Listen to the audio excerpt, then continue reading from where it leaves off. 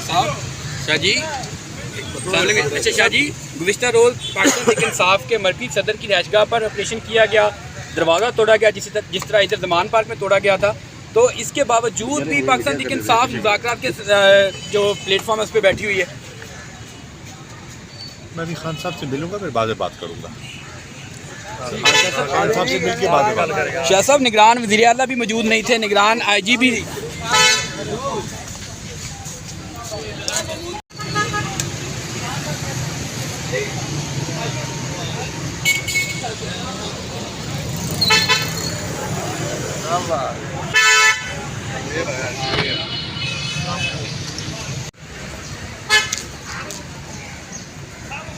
कोई साहब नहीं, कोई साहब नहीं, ये बड़े नहीं आते।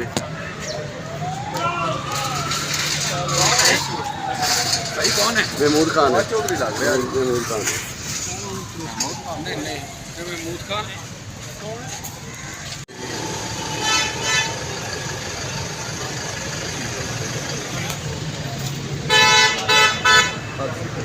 वापसी दे